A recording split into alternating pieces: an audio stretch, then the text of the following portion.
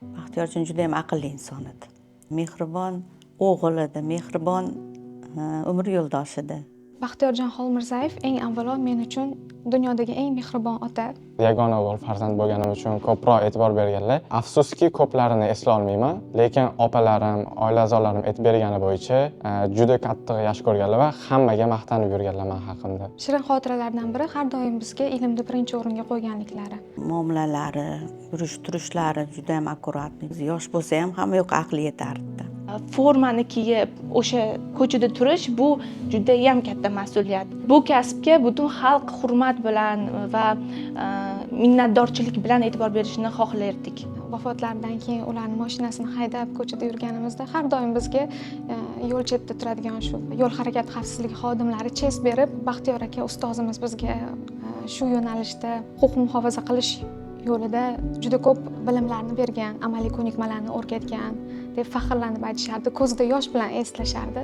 Bunaqa eslash, bunaqa o'lib olish oson emas. Tiriklar bor, eslamaysan ham ularni. Shunaqa tiriklar bor.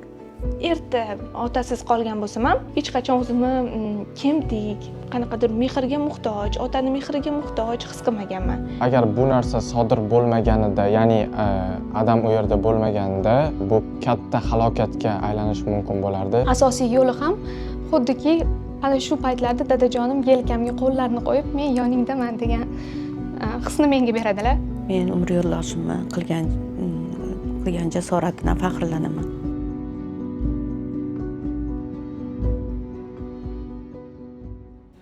Kapitan Xolmirzayev Baxtiyor Avazbekovich 1967-2009 yillar. 1967-yil 23-yanvar kuni Andijon viloyati Baliqchi tumanida tug'ilgan. 1983-yilda Chinobod qishlog'idagi 35-sonli o'rta maktabni tamomlagan. 1985-yilda Toshkent avtomobil yo'l institutining kunduzgi bo'limiga o'qishga qabul qilingan. 1986-1988 yillarda Rossiya Federatsiyasining Tyumen viloyatida muddatli harbiy xizmatni o'tagan.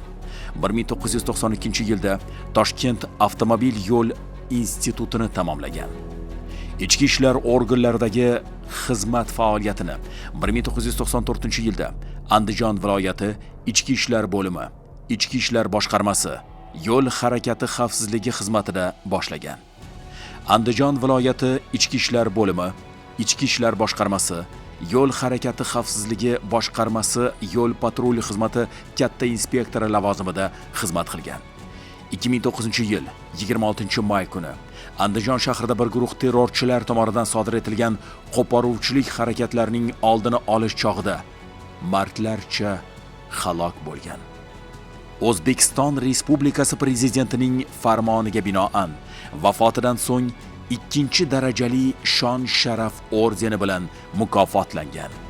Mustaqillik fidoyilari, jasorat bilan yozilgan mustaqillik tarixi.